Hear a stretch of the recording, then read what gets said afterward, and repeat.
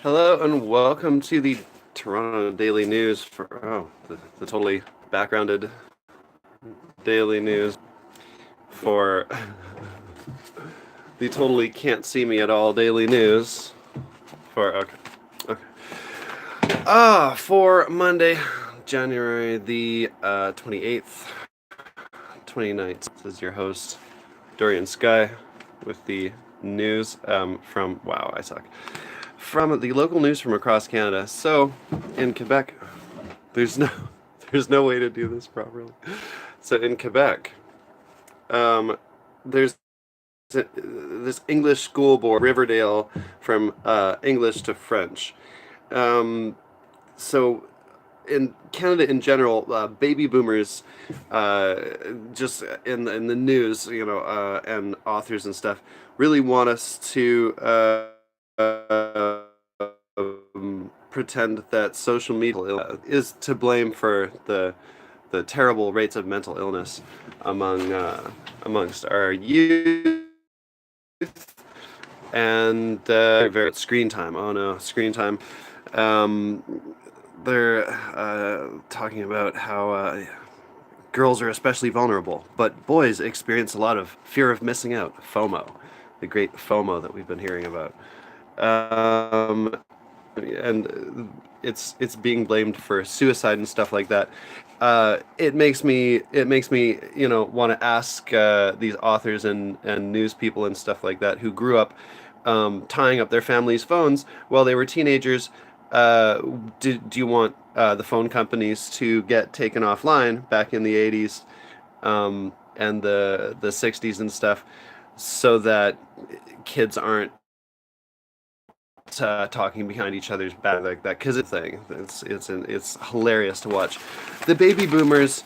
All the news stories, and this is the major news media is obsessed with it, and they all go, well, this one expert thinks they might have the answer, and there's no in an era where you have to prove without a doubt that something gave you cancer, it can't just be correlated.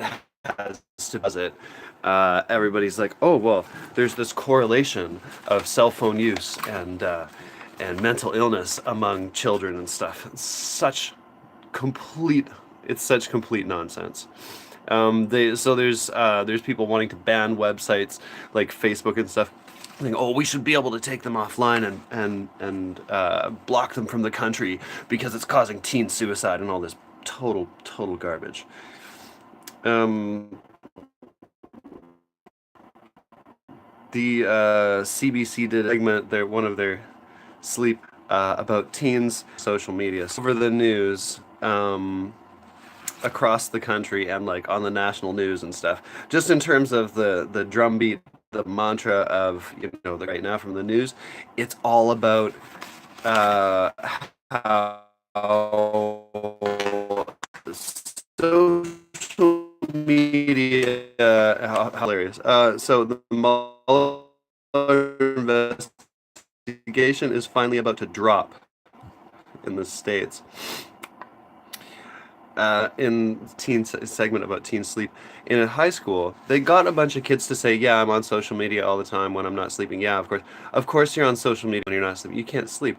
And then this one teen said, well, can we start classes later, can we start them at 10 or 11? And the commentators even said, well, teens are, their sleep clock is naturally scheduled for them to sleep in and stay up a little bit later, but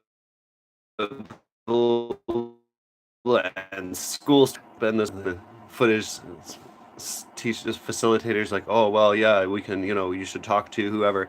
They're never gonna fucking start classes at 10. They're never gonna. They want teenagers to sleep 3 hours a night because deprivation is part of every single indoctrination technique, and school is indoctrination. So an Alberta university clinic is going to serve poor people with dentistry. They already do, but they're expanding. In Edmonton, an ice castle closed because it's too cold.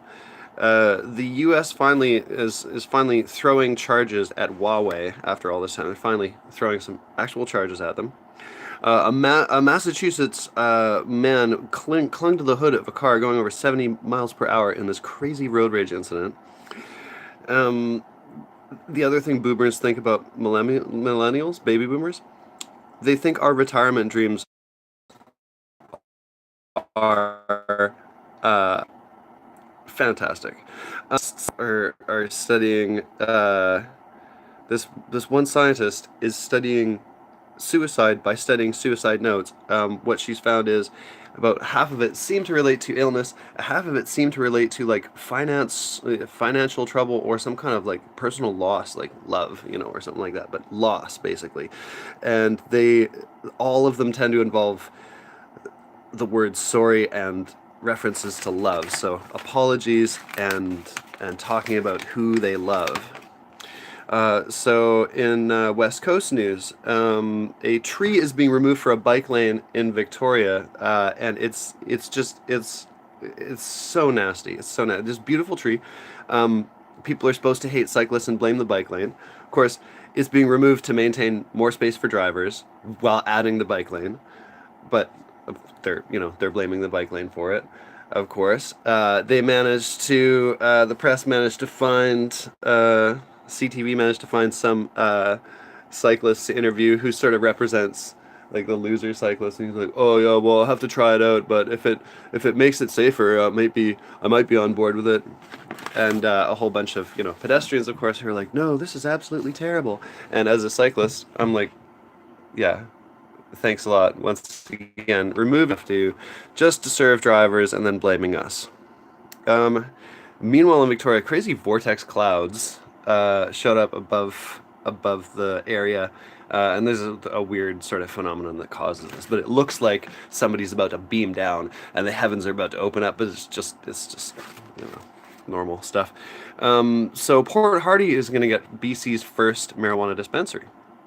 Nanaimo campsites abandoned by homeless campers and stuff, getting some attention from two residents. These two guys going up, cleaning up these sites, and also illegal dumping sites. And often, it's hard to tell the difference. Or it's a illegal dumping site, and then people blame homeless people and call it a illegal campsite or something. But anyway, these two guys are going to clean up. They're starting with this one spot. They're just going to keep going. That's super cool. So the West Coasters seem to be forgetting about all the smoke that they have to inhale all through each of these summers, and they're gloating over how wonderful the weather is. And indeed, spring has sprung in Victoria and Vancouver. It's lovely. There's flowers and everything like that. So that's great. I guess the new plan is we all go to Victoria in the winter and then all come back here in the summer before the intense smog caused by all the forest fires sets in. In Vancouver, a brawl broke out in a parking lot over a parking space, and it made it into a total public freakout. You'll definitely be able to see, the video of it on the public freakout websites, which I love so much. Manitoba is extremely cold. The Wet'suwet'en community is charging the pipeline contractors with damage to their property, and the province is actually going to investigate it because they've started allowed to, and they're wrecking spots and apparently removing stuff. And so the province is going to conduct an investigation of that. Meanwhile, TransCanada wants to sell its major share in Coastal GasLink pipeline, which is the one that they're trying to build through there. Thank you so much for joining me. Have a fantastic Tuesday.